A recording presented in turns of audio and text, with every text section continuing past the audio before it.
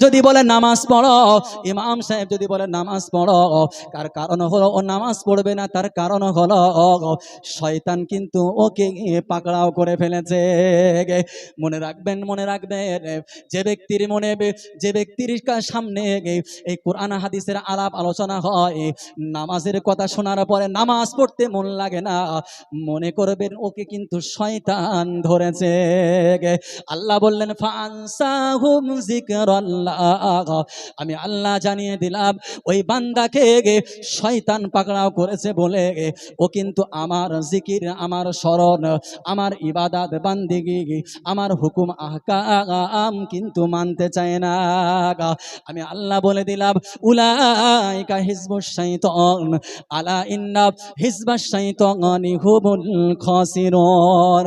ওরাই কিন্তু শয়তানের দল, আর ওরাই কিন্তু সব থেকে ক্ষতিগ্রস্ত হবে। এ জওয়ান যুবকেরা, যে কথা বলছিলাম, ওই শয়তান তখন ডাক দিয়ে বলবে, কিয়ামতের দিবসে ডাক দিয়ে বলবে, একদিকে মুয়াজ্জিন সাহেব নামাজে তোমাদেরকে ডেকেছিলাম, নামাজে তোমরা সাড়া দাওনি, আর একদিকে আমি তোমার গানের মাধ্যমে আমার দিকে ডেকেছিলাম, তুমি আমার দিকে চলে এসেছিলে, আমি তোমার দিকে, আমার দিকে ডেকেছিলাম নামাজ পড়ো না, তুমি নামাজ না পড়ে আমার দিকে চলে এসেছিলে, তাস খেলার দিকে ডেকেছিলাম, তাস খেলায় তুমি অ্যাটেন্ড করেছিলে, কিন্তু আল্লাহ পাক যে তোমাকে রুজি দেয়, আল্লাহ পাক যে তোমাকে অক্সিজেন দেয়, আল্লাহ পাক যে তোমাকে সমস্ত রোগ শোক বালা মুসিবত থেকে হেফাজত করে, সেই আল্লাহ পাক পাঁচবার তোমাকে তোমার আল্লাহর দিকে ডাকে, তারপরেও কিন্তু তুমি আল্লাহর ডাকে সাড়া দাওনি। হে জওয়ান যুবকেরা, হে আমার মুরব্বিয়ানেরা, মানুষ এবার নামায় আমলটা পাওয়ার পরে যারা জান্নাতি তারা জান্নাতে চলে যাবে, জাহান্নামীরা জাহান্নামায় চলে যাবে। বাবা, জান্নাতীরা জান্নাতে চলে যাওয়ার পর, জাহান্নামীরা জাহান্নামে চলে যাওয়ার পর, একে অপরে জান্নাতীরা জাহান্নামীদেরকে দেখতে পাবে, আর জাহান্নামীরা জান্নাতীদেরকে দেখতে পাবে। একে অপরকে দেখার সুযোগ করে দেওয়া হবে। জান্নাতীরা জাহান্নামীদেরকে দেখবে, আর এদিকে জাহান্নামীরা জান্নাতীদেরকে দেখতে পাবে। বাপ, এ জওয়ান যুবকেরা, একটু আগে বলছিলাম হাসরের ময়দানে কেউ কারোর পরিচয় দেবে না। কেউ জান্নাতীরা জান্নাতে যাওয়ার পরে জান্নাতে খুঁজতে থাকবে, আমার আব্বা কোথায় গেল, আমার মা কোথায় গেল, আমার স্ত্রী কোথায় গেল, একে অপরের খোঁজ শুরু করে দেবে। বাপ, কিন্তু মনে রাখুন, মনে রাখুন, একে অপরের খোঁজ যখন শুরু হবে, ওই জান্নাতে কি সবাইকে একসঙ্গে পাওয়া যাবে কি নাকি? পাওয়া যাবে। আমার বাপ যদি জান্নাতি হয়, আমি হয়তো জান্নাতি নাও হতে পারি, ঠিক না ভুল? হে জওয়ান যুবকেরা, তাই জান্নাতীরা ওই জাহান্নামীদের যখন দেখতে পাবে, আর জাহান্নামীরা যখন জান্নাতীদেরকে দেখতে পাবে, ওই জান্নাতীরা তখন জাহান্নামীদেরকে লক্ষ্য করে বলবে, ফি জান্নাতি ইয়াতাসাআলুনা আনিল মুজরিমিনা মা সালাকাকুম ফি সাকার। হে জাহান্নামীরা, বলো বলো বলো বলো, একসাথে দুনিয়ার বুকে ঘোরাফেরা করতাম, একসাথে দুনিয়ার বুকে চলাচল করতাম, কি ব্যাপার কি ব্যাপার কি ব্যাপার, একই সঙ্গে খেলাধুলা করেছি, একই সঙ্গে মসজিদে একই সঙ্গে মসজিদে আজান দেওয়ার পরে আমি নামাজ পড়তে গেছি, তুমি হয়তো বাজারে চলে গিয়েছ, বলা বলা বলা, আজকের দিনে তুমি কেন জাহান্নামে গেলে? ওই সময় জাহান্নামীরা চারটে কারণ দেখাবে। বাবু, চারটে কারণ দেখাবে, যে চারটে কারণে মানুষগুলো জাহান্নামী হয়েছিল, সে চারটে কারণ আল্লাহ পাক কোরআনে নকল করে দিয়েছে। চারটে কারণ কি বলবো? জি, চারটে কারণ বলবো। চারটে কারণ যদি আমার আপনার মধ্যে থাকে, তাহলে আমরাও ইনশাল্লাহ পরিবর্তন করবো তো নাকি? সকলেই বলিনি কিন্তু, এ কষ্ট হচ্ছে বাপ। জাহান্নামীদের কাছে জিজ্ঞাসা করা হলো, মা সালাকাকুম ফি সাকার, তোমরা জাহান্নামী কেন হলে? জাহান্নামীরা ওই জাহান্নামের যাওয়ার চারটি কারণ বলবে। চারটি কারণ, যে চারটি কারণে তারা জাহান্নামী হয়েছে, আমাদের মধ্যে যদি ওই চারটি কারণ থাকে, আমরাও ইনশাল্লাহ সেই চারটি কারণ ছাড়তে রাজি আছি ইনশাল্লাহ। জোরে বলুন না ইনশাআল্লাহ। সর্বপ্রথম যে কারণ দেখাবে, লাম নাকু মিনাল মুসাল্লিন। ওরা বলবে যে আমার জান্নাতি ভাইরা, আমরা দুনিয়ার বুকে মুসল্লি ছিলাম না। আমরা জাহান্নামী হওয়ার প্রথম কারণ লাম নাকু মিনাল মুসাল্লিন, আমরা মুসল্লি ছিলাম না। সপ্তাহে একটা দিন জুমার নামাজ পড়লে মুসল্লি হওয়া যায় বাপ? মুসল্লি হওয়া যায় না। আমি আপনি হাদিস পাকের মধ্যে শুনেছি, দেখবেন ইমাম সাহেবরা বলে, বুখারী শরীফের হাদিসের মধ্যে এসেছে, যখন জুমার দিন শুরু হয়, তো জুমার দিন শুরু হওয়ার পর, তার আগে একটা কথা বলি, আমার আপনার গ্রামে প্রতিদিন, একদম সঠিক কথাটা বলবেন, বলার চেষ্টা করবেন, একটা আনুমানিক, প্রতিদিন 5 ওয়াক্ত নামাজে গড়ে কতজন করে মুসল্লি হয়? গড়ে 100 জন হয়, আলহামদুলিল্লাহ। তার মানে অনেক বেশি হয়। অনেক জায়গায় রয়েছে এক কাতার পড়ে না। আচ্ছা, মসজিদটা যদি 5 ওয়াক্ত ওই নামাজে যে মুসল্লি আসে, এই মসজিদটা কি এই 5 ওয়াক্ত মুসল্লিদের জন্য বানানো হয়, না যারা সপ্তাহে একদিন মুসল্লি তাদেরকে বানানো হয়? কথা মনে হয় বোঝাতে পারিনি। আপনার এলাকায় মসজিদ কতলা? 2 তলা।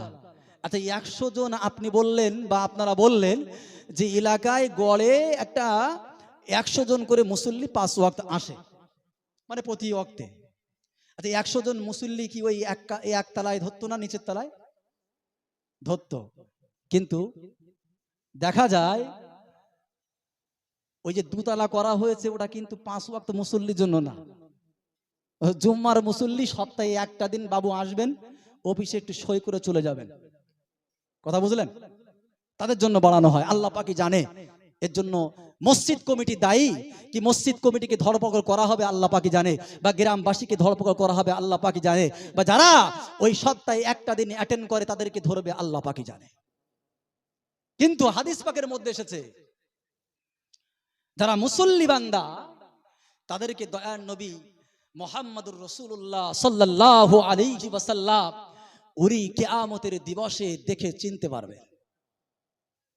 আপনারা যারা আলেম ওলামা আছেন বা ইমাম সাহেবরা আছেন, আপনারা বুঝতে পারবেন।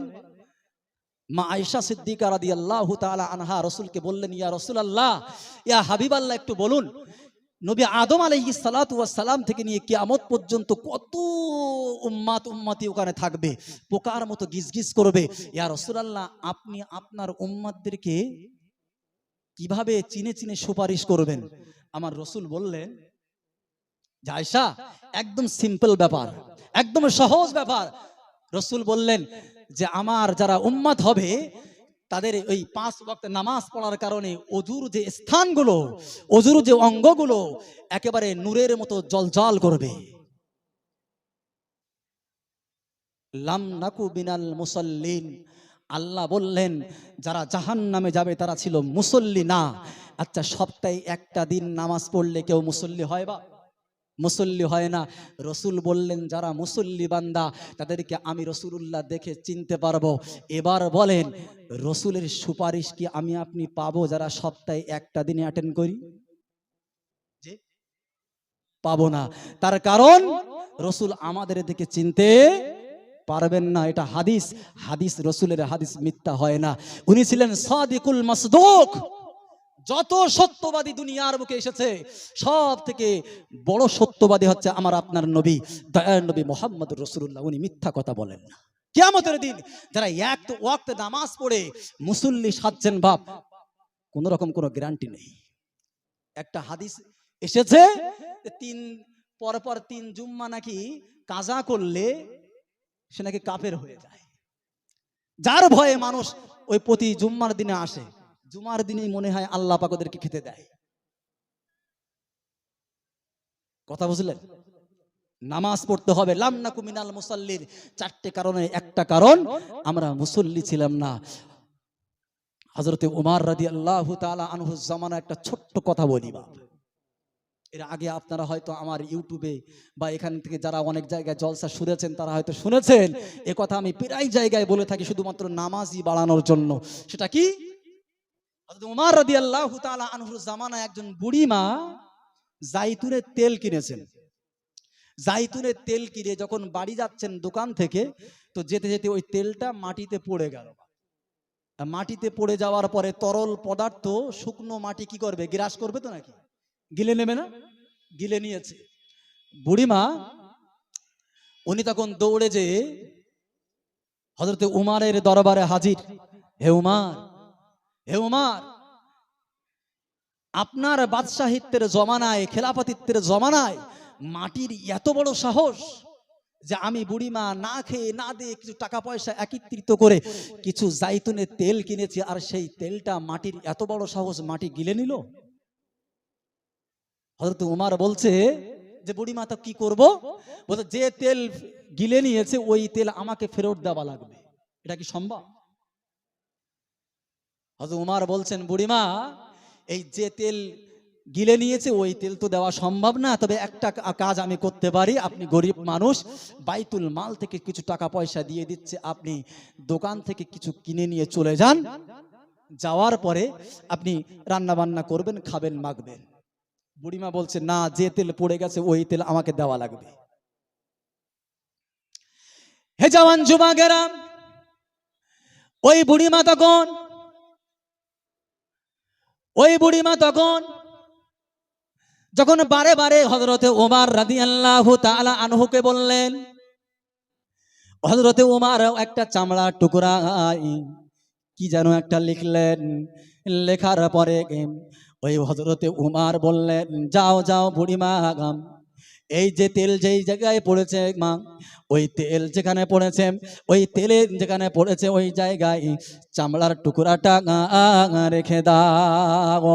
বুড়িমা যখন চামড়ার টুকরাটা যে জায়গায় তেল পড়েছিল বাপ, ওই জায়গায় যখন রেখে দিল, দেখা গেল সাথে সাথে ওই গিলে নেওয়া তেল মাটি আবার উগরে দিয়েছে।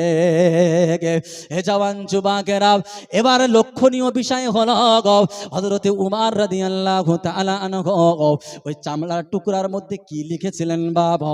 হযরতে উমর রাদিয়াল্লাহু তাআলা আনহু ওই চামড়ার টুকরার মধ্যে লিখেছিলেন, দাফিনতু আলাইকা গায়রা মুসাল্লির। হে পৃথিবীর মাটি, মনে রাখো আজকের এই বুড়িমার গিলে নেওয়া তেল যদি তুমি ফেরত না দাও, আমি উমর ওয়াদা করলাম, আমি উমর তোমার সাথে ওয়াদা করলাম, তুমি যদি আজকে বুড়িমার তেলটা ফেরত না দাও, আমি উমর বললাম দাফিনতু আলাইকা গায়রা মুসাল্লির, তোমার বুকে আমি উমর দায়িত্ব করে একটা বেনামাজির কবর দিয়ে দেব। কথা বুঝলেন? উমর বলেছেন দাফিনতু আলাইকা গায়রা মুসাল্লিন, যদি এই তেল ফেরত না দাও, আমি উমর ওয়াদা করলাম তোমার বুকে একজন বেনামাজির কবর দিয়ে দেব। মাটি গিলে নেওয়া তেল উগরে দিতে রাজি, কিন্তু বেনামাজির কবর মাটি চায় না যে আমার বুকে হোক। তার কারণ যেদিন থেকে বেনামাজি মরবে সেই দিন থেকে বাটন শুরু আর একেবারে জাহান্নাম পর্যন্ত। তার কারণ বেনামাজিরা কি জান্নাতে যাবে বাপ? তার কারণ জাহান্নামে যাবার যে চারটে মূল কারণ, তার মধ্যে এক নম্বর কারণ কোরআন বলছে লাম নাকু মিনাল মুসাল্লিন, আমরা মুসল্লি ছিলাম। এ রোগ আছে না নাই বাবা আমাদের মধ্যে? শুধরাবেন নাকি? শুধরে নেবো ইনশাআল্লাহ নাকি? তারপরে দুই নম্বর কারণ যেটা হলো ওয়ালাম নাকু নুতইমুল মিসকিন, আমরা মিসকিনদেরকে খেতে দিতাম না, গরিব মানুষদেরকে খেতে দিতাম না। দেখবেন পাড়ায় পাড়ায় পাড়ায় পাড়ায় বিভিন্ন রকম শাদী দেখা যায়, বিভিন্ন রকম ভাবে শাদী দেখা যায় বাপ। খানা শাদী বলেন, কলমা খানি বলেন, আজ যে শাদী বলেন না কেন, দেখবেন এই খানা শাদি বলেন আর যে শাদি বলেন, আমার আপনার সমাজে কিছু বঞ্চিত মানুষ রয়েছে যাদের পোশাক পরিচ্ছদ ভালো না, যাদের যাদের দেখবেন আয় রোজগার ভালো না হওয়ার কারণে, কম হওয়ার কারণে পরিষ্কার পরিচ্ছন্নতা বোঝে না। এ জওয়ান যুবকেরা, তাদেরকে আমরা অ্যাভয়েড করে চলি বাবা, তাদেরকে আমরা দাওয়াত দিতে চাই না। যে আমার মেয়ের বিয়ে, আমার ছেলের বিয়ে, তাকে যদি আমরা দাওয়াত দিয়ে নিমন্ত্রণ জানাই, ইনভাইট করি, প্রেজেন্টেশন পাওয়া যাবে না। যারই কারণে কিন্তু ওই গরিব মিসকিনদের অনেকেই দাওয়াত দেয় না। ঠিক না ভুল? আল্লাহ পাক বললেন জাহান্নামে যাওয়ার দ্বিতীয় নম্বর কারণ হলো ওয়ালাম নাকু নুতঈমুল মিসকিন, মিসকিনদের খেতে দিত না, গরিব মিসকিনদের খেতে দেয় না। এই দুনিয়ার বুকে কিছু রেওয়াজ হয়েছে যার কারণে ইসলাম মানা মানুষের জন্য কষ্টকর হয়ে গেছে। নিমন্ত্রণ করলেই, দাওয়াত দিলেই প্রেজেন্টেশন নেওয়া লাগে, লাগে কি লাগে না? কথা বলেন। যাকে আমরা বাংলায় বলি নকুতো। একটা বিয়ে হচ্ছে, বিয়ে বাড়িতে আপনি দাওয়াত দেবেন, দাওয়াত যখন দেওয়া হবে তো যাকে দাওয়াত দেওয়া হচ্ছে তার, সে গরিব হোক আর গৃহস্থ হোক, ধনী হোক আর গরিব হোক, তার মনে একটা কাজ করছে যে মানুষটা দাওয়াত দিল, নিমন্ত্রণ করলো, একটা তো কিছু নিয়ে যাওয়া লাগে। ঠিক না বল? আচ্ছা, এই নিয়ে যাওয়ার সিস্টেমটা কি শরীয়ত সম্মত? আবার দেখবেন কিছু স্ট্যান্ডার্ড ডিজিটাল ফকির আছে, তারা বিয়ে বাড়িতে যেয়ে একটা টেবিল নিয়ে বসে থাকে, খাতা আর কলম নিয়ে বসে থাকে, যে কে কোন মাল নিয়ে এসেছে দেখতে হবে, লিখতে হবে, যে অমুক একটা কলসি নিয়ে এসেছে, অমুক একটা সোনার আংটি নিয়ে এসেছে। এগুলো হয় কি হয় না বলেন? হয়। এটা কিন্তু শরীয়ত সম্মত না। তার কারণ সাহাবায়ে কিরামদের আমল এটা ছিল না।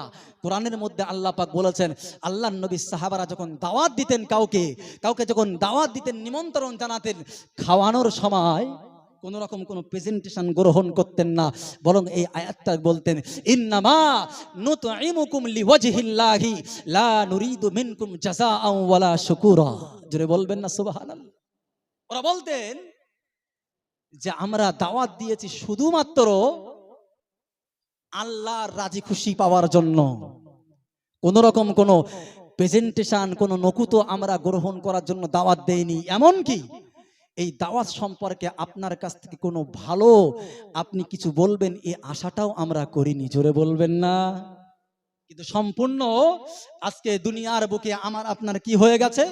আমার আপনার দুনিয়ার বুকে কিন্তু একেবারে এটা রেওয়াজ হয়ে গেছে, দাওয়াত দিলেই নকুতো দেওয়া লাগে। লাগে কি লাগে না? আবার স্ট্যান্ডার্ড কিছু ফকির আছে বললাম, যদি আপনি না নিয়ে যান, যদি খালি হাতে যান, আবার আট চোখে তাকাবে। আর যদি সে যদি একটু ভালো হয়, মুসল্লি হয়, বাড়ির মহিলা ঠিক না, বলে কি দাওয়াত করেছো, এতটা টাকা খরচ করলাম, একটা ওর কিছু জুটিনি, বলে কি বলে না? একটা প্রেজেন্টেশনের কথা আমার আপনার হাবিব বলেছেন, বলবো কি? টাকা পয়সা খরচ হবে না, সকলে মুখস্থ করবেন, সকলে মুখস্থ করবেন। তাও দাওয়াত খাওয়ার আগে নয়, দাওয়াত খাওয়ার পরে দেওয়ার কথা বলেছেন। রাসূল বলেছেন, যে বাড়ির নিমন্ত্রণ দেওয়া হয়েছে ওই বাড়িতে যাও, খাওয়া দাওয়া করো, খাওয়া দাওয়ার পরে একটা দোয়া তাকে নকুতো হিসাবে দিয়ে এসো। জোরে বলুন সুবহানাল্লাহ। আল্লাহর নবী শিখিয়েছেন, উনি বললেন এই দোয়াটা দিয়ে এসো, আল্লাহুম্মা তুইম মান আতআমানি ওয়াসকি মান সাকানি। দাওয়াত বাড়ি যাওয়ার পরে, আপনি নিমন্ত্রণ খাওয়ার পরে এই দোয়াটা দিয়ে আসেন, যে আল্লাহ, যে আমাকে খাইয়েছে আপনি তাকে জান্নাতের খাবার থেকে খাওয়ান।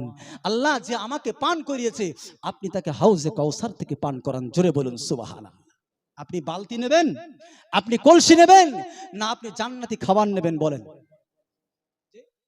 জান্নাতি খাবার নেবেন মনে হয় দু চারজন, বাকি কেউ কিন্তু উত্তর দিচ্ছে না।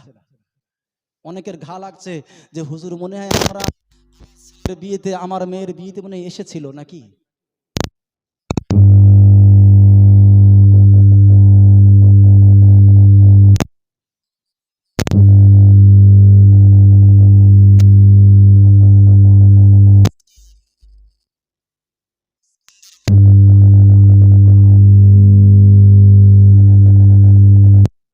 সুন্দর একটা কবিতা।